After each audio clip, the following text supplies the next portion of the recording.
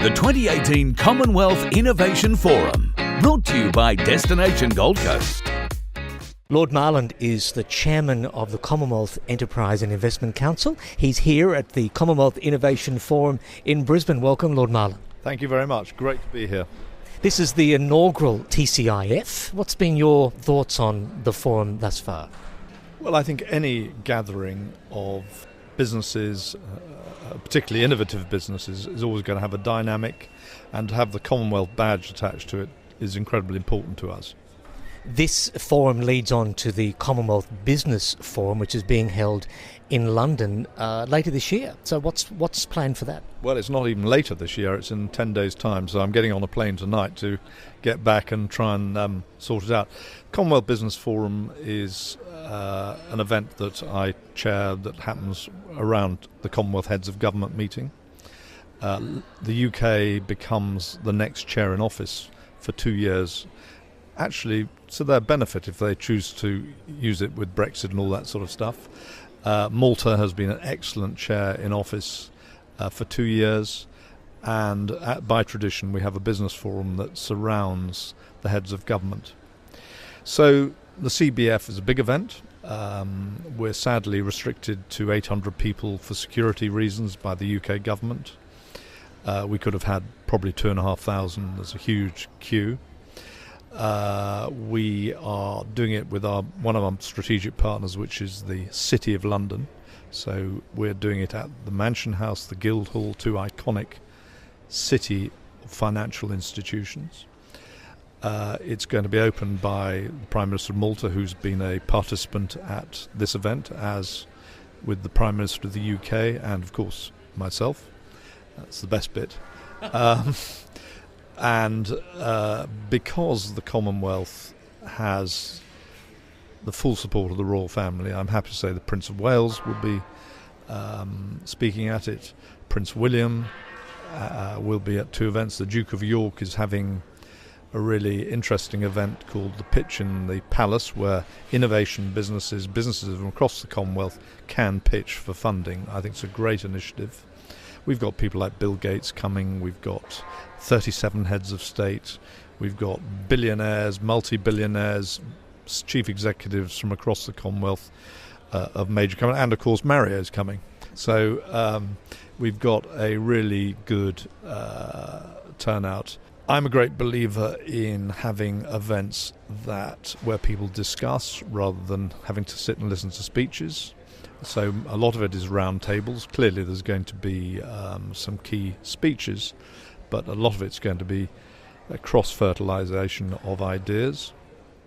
And the subject matters will, of course, include many of the subjects that are covered here at this great forum, which health, life sciences, innovation, technology, all those sort of things, plus, as you would expect, defence, cybersecurity, finance, and how you build financial centres, which is key, all underpinned by some of the USPs of the Commonwealth, which are that it is 19% more easier for a business to trade within the Commonwealth. That is a financial advantage, and the reasons for that are that we all speak the same language in various ways. I'm not sure Australian accent is quite the same. We have two languages, as you know, Australian and English. Absolutely, and the fact that you have them is the best part. So it's underpinned by the fact that 53 nations, largely it's their principal language. There is a rule of law that has been established. There is a constitution, as we've seen from countries like South Africa, where the constitution has really worked through its current democracy. And I should say that, by the way, Cyril Ramaphosa is a keynote speaker at our business forum. He used to be vice chairman of our sister organisation, so he's a great, having South Africa back into the mix is very important to us. And having India very closely involved with our organisation is important for all the Commonwealth as a whole, because it makes up a large part of the population. So what I think we have to underpin our business forum with is business principles, the imposition of the rule of law, the benefit of speaking English, the fact of the shared opportunities of the cross-pollination that's happened for many years between the Commonwealth countries. I mean, I grew up in a time where there was a place called Kangaroo Valley in London. Every Australian would get out and go to London, and we benefited from it enormously, and vice versa, not always on the rugby pitch or the cricket pitch, but in lots of other ways. And we could say that for the same of India, Pakistan, the Caribbean. You know, many of them have been to London, have been educated in London, have watched the BBC, have shared sport together, and that has been a sort of, you know, a soft power bond that actually makes the Commonwealth a really quite a valuable place to be involved in. Do we know what impact Brexit will have on Commonwealth nations at this point? Well, obviously I don't represent the UK government. A lot will depend on the results of the negotiations for the UK government. But the UK are going to have to reaffirm or rebuild relationships with a lot of non-European countries. And it will be... Britain has always been good, as has Australia, for example, in developing and moving nimbly to create trading agreements, and because they're fundamentally believers in free trade. And so I think for the UK there are obvious free trading opportunities, prescribing, for example, the Trans-Pacific Partnership, which, interestingly enough, of the 11 countries who've already subscribed to it, 6 are Commonwealth countries, Australia, as you know, being one. Greater bilateral deals with the USA, which has always been our biggest single country market and shares very common values and always been a great market for us.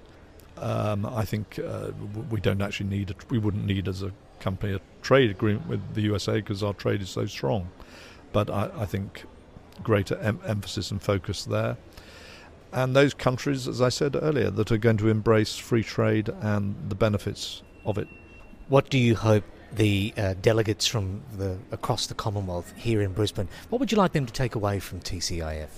Well, I think part of what we're trying to do is to remind people what the Commonwealth is. So any event that has the Commonwealth associated with it is great from my point of view, as indeed the Commonwealth Games happening just up the road in the Gold Coast, which I've been at the last couple of days, fantastic, wonderful atmosphere, etc.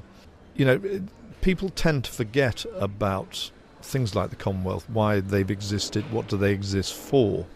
So the fact that you've organised a convention, that you've been able to convene 300 people to an event which is branded with the Commonwealth, and that the people have attended, they've contributed, and it's reminded themselves and others of what the Commonwealth stands for and why we're here. And that is 53 countries, as I said, that aren't ruled by a politician, that luckily has a non-politician as its head, and with that person, the Queen, who is, you know, been so committed to it, she brings a whole host of a family who are involved in trying to promote this ideal. And it reaffirms the soft power that the Commonwealth has. You know, we have moved into a really interesting global phenomenon at the moment. People and individuals and businesses are connecting in a way like they've never connected before. You can marry a person from Chile who you meet on the internet. You can sell a product to someone in Mexico who they have bought through you online. You could buy a shirt in the United Kingdom and it will be delivered to your doorstep here in Australia within days. You are building relationships with people across the world through email, through social media, that has never happened before. You can download concerts and visit them almost live through your mobile screen. This is an incredible revolution, and yet we have governments who are trying to prevent connectivity. They are exiting from relationships, as you mentioned, the UK, as the US are doing, as other countries are. They're exiting from relationships. And the reason they're exiting is they can't control the connectivity, or one of the reasons, it's not the only reason, they can't control the connectivity that's happening between peoples and businesses. So we're moving into this really interesting phenomenon. And that's where I think organisations like ours in the Commonwealth, and the Commonwealth in general, if we can offer connectivity without barrier, but through all the things that we share, the soft things that we share, it's a really good time for us. Well, enjoy the rest of your time in sunny Queensland. And Lord Marland, thank you for your time today. Great pleasure, and it's been a wonderful trip here. And if you're going to ask me back, I don't need a second invitation.